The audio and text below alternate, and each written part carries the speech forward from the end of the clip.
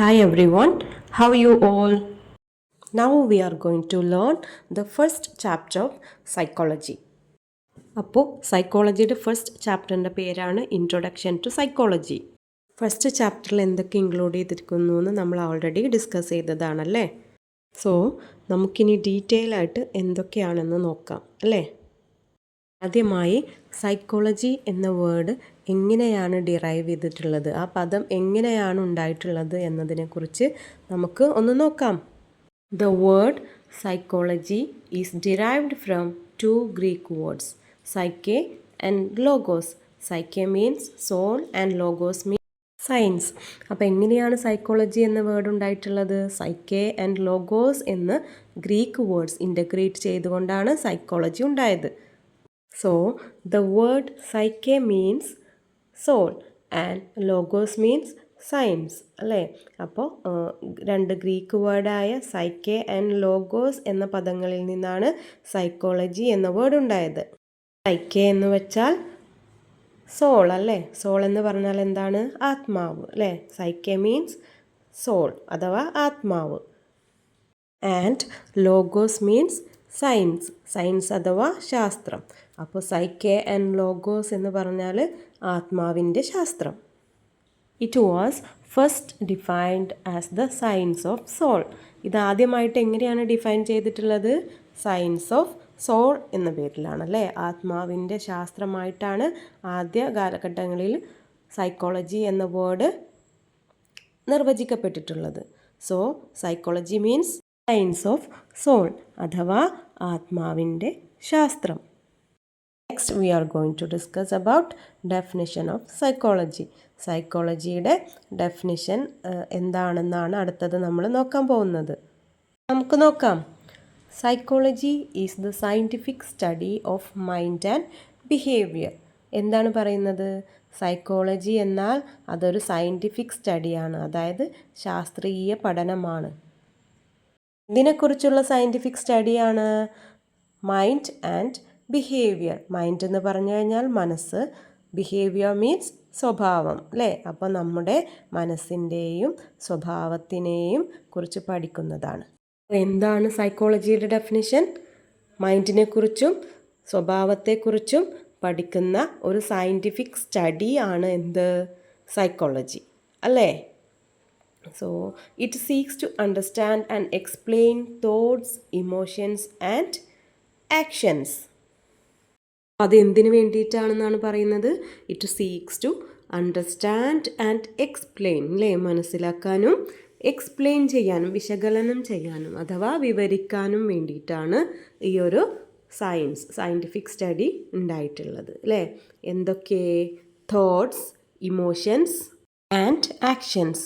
അപ്പോൾ എന്തിനു വേണ്ടിയിട്ടാണ്? It helps to understand and explain thoughts, emotions and actions അല്ലേ. തോട്ട്സ് എന്ന് പറഞ്ഞാൽ എന്താണ്? നമ്മുടെ ചിന്തകൾ അല്ലേ.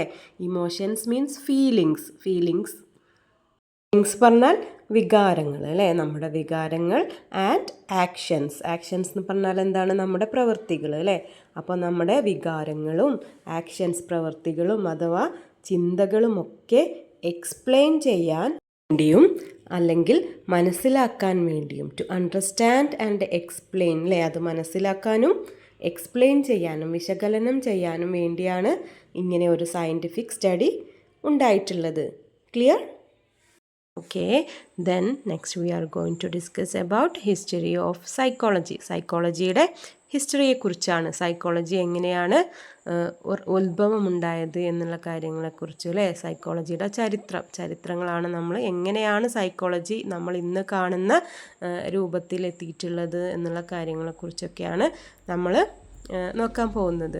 അപ്പോൾ സൈക്കോളജിയുടെ ഹിസ്റ്ററിയെ നമ്മൾ 4 കാലഘട്ടങ്ങളിലായിട്ടാണ് ഡിവൈഡ് ചെയ്തിട്ടുള്ളത്. ഓരോ ഘട്ടങ്ങളിലും ആരൊക്കെയാണ് അതിനാവശ്യമായ തത്വചിന്തകരായിട്ട് വന്നിട്ടുള്ളതും സൈക്കോളജിക്ക് ഒരുപാട് സംഭാവനകൾ നൽകിയിട്ടുള്ളതും എന്നൊക്കെയുള്ള കാര്യങ്ങളെക്കുറിച്ച് നമുക്ക് ഒന്ന് നോക്കാം. 4ആയിട്ടാണ് സൈക്കോളജിയെ തരംതിരിച്ചിട്ടുള്ളത്. അതിൽ ഒന്നാമത്തേതാണ് ancient roots, then second one early influences, third one 19th century developments, and the fourth one is 20th century developments and beyond. അതിന് അപ്പുറം ഓക്കെ, സോ ഫസ്റ്റ് വൺ എന്താണെന്ന് നമുക്ക് നോക്കാം. ആൻഷ്യൻ്റ് റൂട്ട്സ് അല്ലേ. ആൻഷ്യൻ്റ് റൂട്ട്സ് എന്ന് പറഞ്ഞാൽ എന്താണ്? പുരാതനമായിട്ട് സൈക്കോളജി വന്ന വഴി അല്ലേ. Philosophers like Socrates, Plato, and Aristotle explored topics related to the mind and behavior.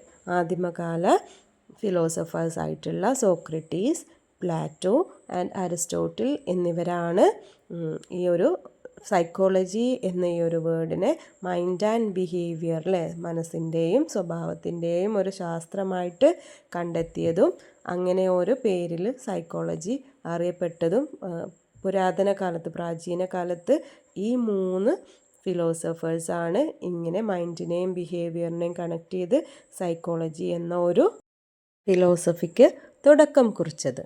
Okay, is it clear? Then the second one is early influences അല്ലേ. ഏർലി ഇൻഫ്ലുവൻസസ് എന്ന് പറഞ്ഞാൽ എന്താണ്?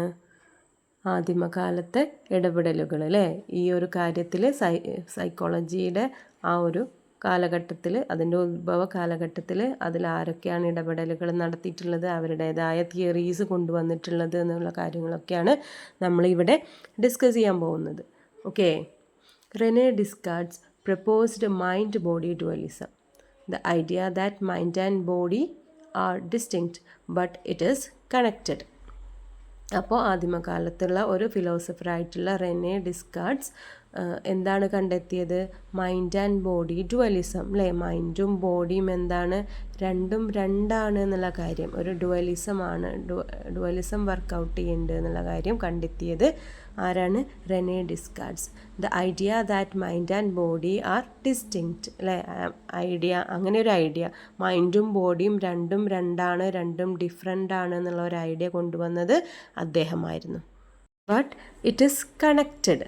അങ്ങനെ ആയിരുന്നാലും മൈൻഡും ബോഡിയും രണ്ടും രണ്ടാണ്. നമ്മുടെ ശരീരവും മനസ്സും രണ്ടും രണ്ടാണ്. രണ്ടിൻ്റെയും ആവശ്യങ്ങളും കാര്യങ്ങളൊക്കെ ഡിഫറെൻ്റ് ആണ്, പക്ഷേ രണ്ടും കണക്റ്റഡ് ആണ് എന്നാണ് അദ്ദേഹം കണ്ടെത്തിയത്. അടുത്ത ഒരു ഫിലോസഫറാണ് ജോൺ ലോക്ക്. എന്താണ് അദ്ദേഹത്തിൻ്റെ കണ്ടെത്തലെന്ന് നോക്കാം. John Locke introduced the concept of tabula rasa, suggesting that the mind is a blank slate at birth. എന്താണ് ജോൺ ലോക്ക് ഇൻട്രൊഡ്യൂസ് ചെയ്തത്? The concept of Tabula Raza. What is Tabula Raza? That suggesting that the mind is A blank slate at birth. നമ്മൾ ജനിക്കുന്ന സമയത്ത് നമ്മുടെ mind എന്ന് പറയുന്നത് ഒരു blank slate ആയിട്ടാണ് നമ്മൾ ജനിക്കുന്നത് എന്നാണ് അദ്ദേഹം പറയുന്നത്. എന്ന് വെച്ച് കഴിഞ്ഞാൽ നമ്മൾ ജനിക്കുന്ന സമയത്ത് നമ്മുടെ മനസ്സിൽ, ബ്രെയിനിൽ ഒന്നും ഉണ്ടാവില്ല. അത് ബ്ലാങ്ക് ആയിട്ട് ഒരു സ്ലേറ്റ് പോലെ ആണ് കാണപ്പെടുന്നത്.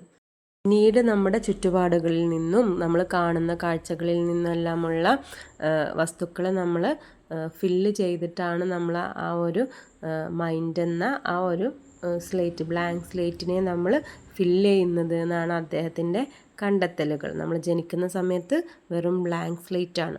അപ്പോൾ ഇത്രയുമാണ് ഏർലി ഇൻഫ്ലുവൻസേഴ്സ് ആയിട്ടുള്ള റെനെ ഡിസ്കാർഡ്സിൻ്റെയും ജോൺ ലോക്കിൻ്റെയും കണ്ടെത്തലുകൾ. Is it clear? അടുത്തതായിട്ട് നമുക്ക് 19th സെഞ്ച്വറി ഡെവലപ്മെൻറ്റ്സ് എന്തൊക്കെയാണെന്ന് നോക്കാം. 19th സെഞ്ച്വറി ഡെവലപ്മെൻറ്റിൽ ഏതൊക്കെ ഫിലോസഫേഴ്സാണ് ഇൻഫ്ലുവൻസ് ചെയ്തിട്ടുള്ളത് എന്നൊക്കെ നമുക്കിനി നെക്സ്റ്റ് പാർട്ടിൽ നോക്കാം അല്ലേ. So William Wundt established the first psychology lab in 1879 in Leipzig, Germany. പറയുന്നത് വില്യം വോണ്ട് എന്ന psychologist established the first psychology lab. First psychology lab in the വേൾഡിൽ തന്നെ ഫസ്റ്റ് സൈക്കോളജി ലാബ് എസ്റ്റാബ്ലിഷ് ചെയ്തത് ആരാണ്? വില്യം വോണ്ട് അല്ലേ. ഏത് വർഷത്തിലാണ്? 1879, 1879 ആണ് start ചെയ്തത് ഫസ്റ്റ് സൈക്കോളജി ലാബ് ഇൻ ലിപ്സിക്, ജർമ്മനിയിലെ ലിപ്സിക് എന്ന് പറഞ്ഞിട്ടുള്ള ഒരു സ്ഥലത്താണ് ഫസ്റ്റ് സൈക്കോളജി ലാബ് എസ്റ്റാബ്ലിഷ് ചെയ്തത് അല്ലേ. It considered the father of psychology. ആരാണ്? വില്യം വോണ്ട് ആണ് ഫാദർ ഓഫ് സൈക്കോളജി പേരിൽ അറിയപ്പെടുന്നത്. അപ്പോൾ ആരാണ് father of psychology? It is an important question. ആരാണ് father of psychology? William Wundt അല്ലേ? സോ അദ്ദേഹമാണ് ആദ്യമായിട്ട് സൈക്കോളജി ലാബ് 1879 എസ്റ്റാബ്ലിഷ് ചെയ്തത് അല്ലേ, in Germany. Okay, is it clear? Next is William James. William James ആണ് published the principles of psychology in 1890 അല്ലേ. 1890 the principles of psychology എന്നൊരു book publish ചെയ്തത് ആരാണ്? William James. അദ്ദേഹത്തിൻ്റെ ഒരു സംഭാവനയായിരുന്നു ദ പ്രിൻസിപ്പിൾസ് ഓഫ് സൈക്കോളജി അല്ലേ. നെക്സ്റ്റ് പാർട്ട് നമുക്ക് അടുത്ത ക്ലാസ്സിൽ നോക്കാം അല്ലേ. Thank you.